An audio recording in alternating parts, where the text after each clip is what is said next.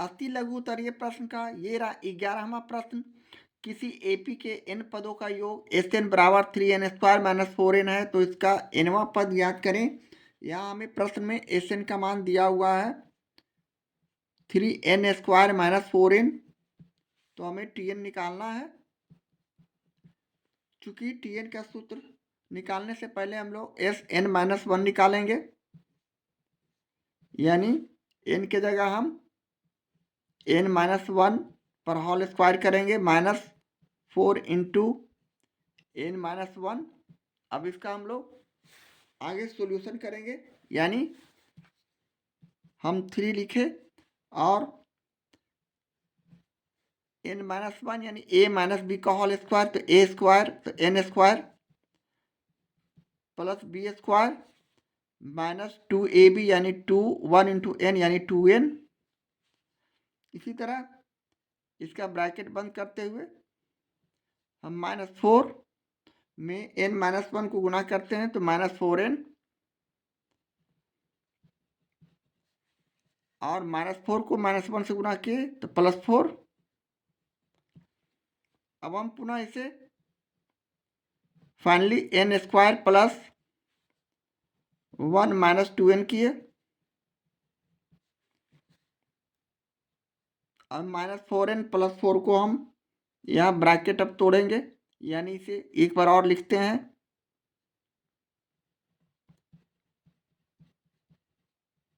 यहाँ कुछ नहीं तो प्लस का चिन्ह है। इस तरह अब हम आगे इसमें गुना करते हैं, तो 3n²। इसके बाद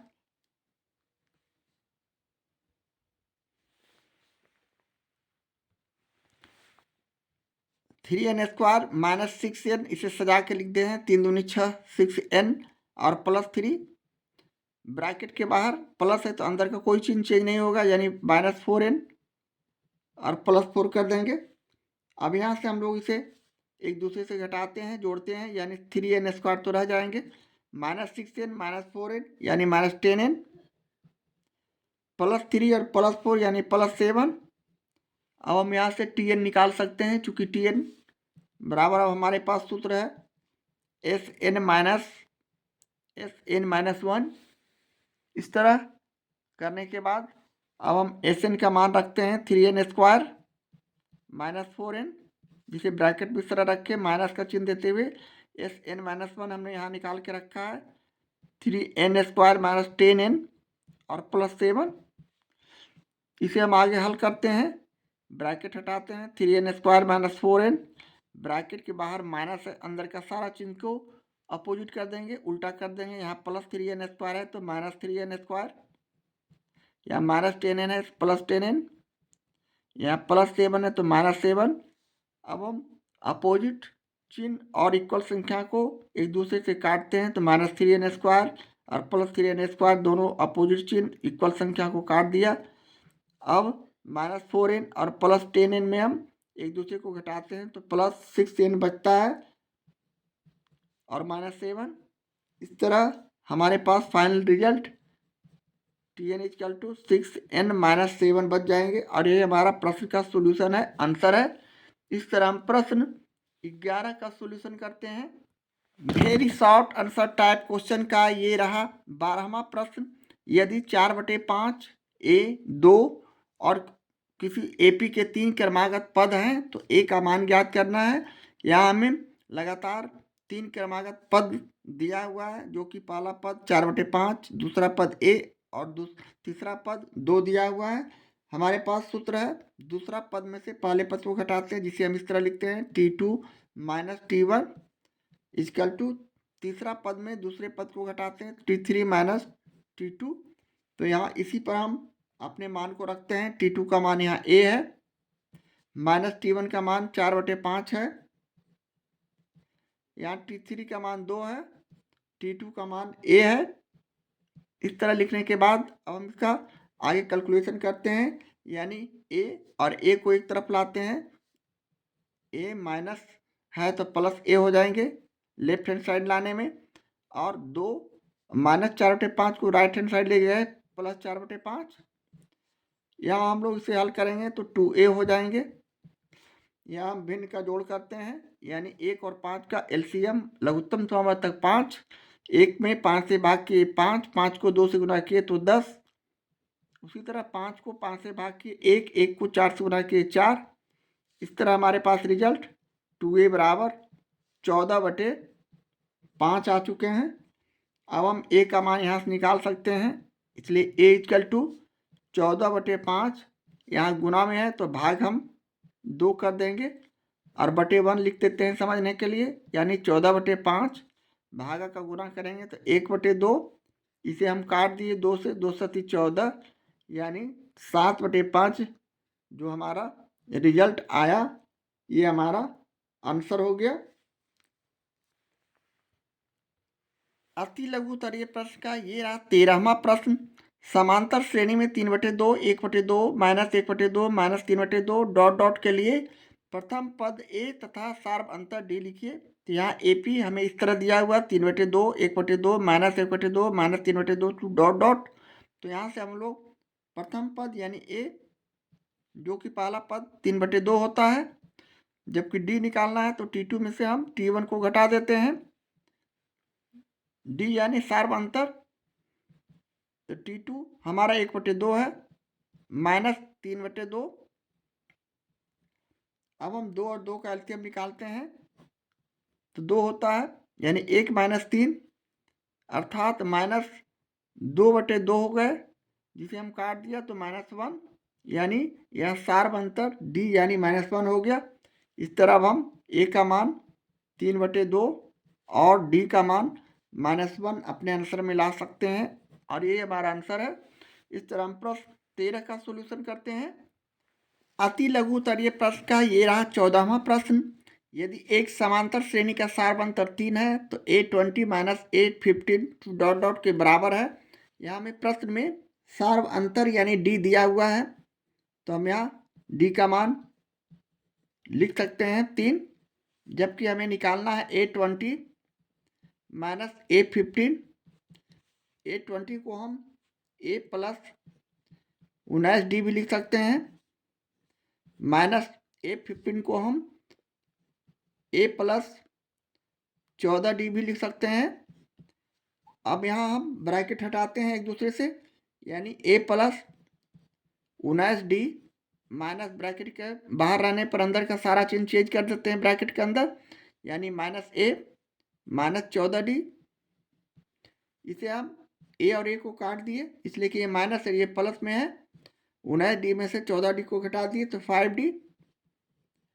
अब हम 5 में D का मान 3 को रखते हैं, यानी हम ब्रैकेट में यहाँ रख सकते हैं D बराबर 3 रखने पर तो 5 गुने 3 हो गया, यानी 15। इस तरह A20 माइनस A15 का मान 15 जो आया, यह इस प्रश्न का सॉल्यूशन है, आंसर है। इस तरह प्रश्न 14 का सॉल्यूशन करते हैं। 15वां प्रश्न, समानांतर श्रेणी 2, 7, 12 डॉट डॉट का 10वां पद याद करें। यहाँ AP 2, 7, 12 डॉट डॉट के रूप में दिया हुआ है, तो यहाँ से हम लोग A का मान यानी प्रथम पद निकाल सकते हैं, जो कि 2 हो जाएंगे, और D का मान भी उसी तरह निकाल सकते हैं। T2 में से T1 को घटाकर, T2 यहाँ 7 है और में 2 को घटाया तो 5, तो हमें T10 निकालना है, क्योंकि हमारे पास सूत्र है Tn का, क्योंकि Tn बराबर A plus n-1 into D. यहाँ हमें हमारे पास A का मान 2 है, n का मान हमें 10 है, प्रश्न में T10 निकाल रहे हैं, यहाँ T10 लिख देंगे 10 - 1, और D का मान 5 है, यानी 2 प्लस 10 में से 1 गया 9, 9 गुने 5 किए। अब यहाँ हम 2 प्लस 9 × 5 = 45 किए, 45 में हम 2 को जोड़ देंगे तो 47 जो हमारा आया, यह प्रश्न 15 का आंसर हो गया, सॉल्यूशन हो गया। इस तरह हम प्रश्न 15 का सॉल्यूशन करते हैं। Very short answer type question का ये रहा 16वां प्रश्न। समानांतर श्रेणी ज्ञात करें जिसका तीसरा पद 5 और 7वां पद 9 है। यहाँ प्रश्न से हमें T3 दिया हुआ है 5 और T7 दिया हुआ है 9, या हम T3 को a+2d लिख सकते हैं बराबर 5, जिसे हम समीकरण फर्स्ट माने। और उसी तरह T7 को हम a+6d भी लिख सकते हैं बराबर 9, जिसे हम समीकरण सेकंड माने। अब समीकरण फर्स्ट और सेकंड को एक दूसरे से घटाते हैं, तो यहाँ लिखेंगे फर्स्ट और सेकंड से, समीकरण फर्स्ट और सेकंड से a+2d इक्वल टू 5, उसी तरह a+6d इक्वल टू 9, और एक दूसरे को हम इसे घटा रहे हैं, तो चिन्ह का परिवर्तन सबसे पहले घटाने में होता है। प्लस का माइनस, यहाँ प्लस है तो माइनस, यहाँ प्लस है तो माइनस, यहाँ प्लस है तो माइनस। अब यहाँ -a और +a दोनों इक्वल संख्या विपरीत चिन्ह कट जाएंगे। -6 यहाँ चला गया, 6 में से 2 गया तो -4d। उसी तरह 9 में से 5 को घटाएंगे तो -5 में से 9 में से 5 गया तो -4। इस तरह यहाँ से हम d का मान निकाल सकते हैं, यानी -4 बटे -4, माइनस माइनस कट गए, 4 4 कट गए तो 1। यहाँ d का मान 1 आ चुका है। अब हम d का मान अब d बराबर 1 समीकरण फर्स्ट में या सेकंड में रखकर a का मान निकाल सकते हैं। तो यह हम समीकरण फर्स्ट में रखते हैं।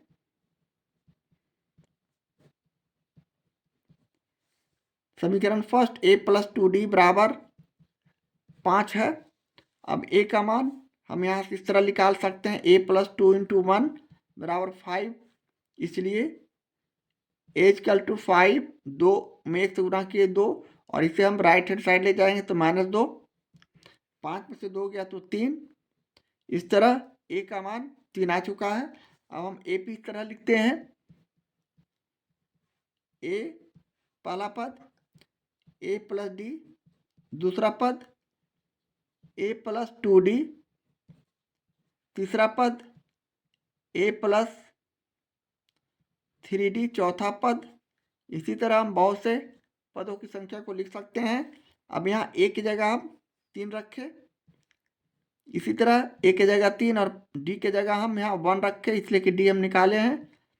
इसी तरह 3 + 2 × 1, इसी तरह 3 + 3 × 1 डॉट डॉट, और फाइनली हमारा ये AP का फॉर्म इस तरह हो गया, 3 3 1 4, 3 2 5, इसी तरह 3 3 6। इसी तरह और भी हम संख्या निकाल सकते हैं, और यही हमारा समांतर श्रेणी लिखने का तरीका हुआ, और ये हमारा आंसर हो गया। इस तरह हम प्रश्न 16 का सॉल्यूशन करते हैं। Very short answer type question का ये रहा 17वां प्रश्न। समांतर श्रेणी 7 13 19 डॉट डॉट 205 में पदों की संख्या क्या है। तो यहाँ हम लोग जो प्रश्न में दिया हुआ है उसे लिखते हैं, यानी AP का फॉर्म 7 13 19 डॉट डॉट 205 में a का मान यानी प्रथम पद 7 हो गए। d का मान हम लोग उसी तरह T2 में से T1 को घटाकर निकालते हैं, यानी 13 - 7 हो गए, 13 में से 7 गया तो 6। Tn का मान यहाँ 205 दिया हुआ है प्रश्न में, और जबकि हमें n का मान ज्ञात करना है। n हमारा निकालने के लिए हम लोग उसी तरह Tn के सूत्र का प्रयोग करते हैं, यानी Tn बराबर a + n - 1 × d हमारे पास सूत्र है। अब हम Tn का मान 205 यहाँ रखते हैं, a का मान यहाँ 7, n हमें मालूम है नहीं, d का मान यहाँ 6, और इसे आगे हल करते हैं, यानी 205 लिखते हुए 7 को हम लेफ्ट हैंड साइड लाए तो हमारा +7 -7 हो जाएंगे। 6 को n से गुणा कर दिए, 6n, उसी तरह -1 को 6 से गुणा किए, -6, बारी बारी दोनों में गुणा करते हैं। अब हम 205 में 7 को हटाए तो 198, -6 को हम लेफ्ट हैंड साइड लाते हैं राइट हैंड साइड से, तो +6 हो जाते हैं बराबर 6n। अब यहाँ से हम लोग n का मान निकाल सकते हैं। 198 में 6 को जोड़ दिए तो 204, और 6n यहाँ गुना में है, दूसरे तरफ दूसरे पक्षांतर करने पर यह भाग में 6 हो जाएंगे, भागा दे देंगे 6 से 204 का, तो पूरे पूरे 18 और 2 शेष बटा 24, 6 चौक 24, यानी हमारा 34 जो आया यह पदों की संख्या है। इसलिए हम यहाँ लिख सकते हैं, इसलिए पदों की संख्या इक्वल टू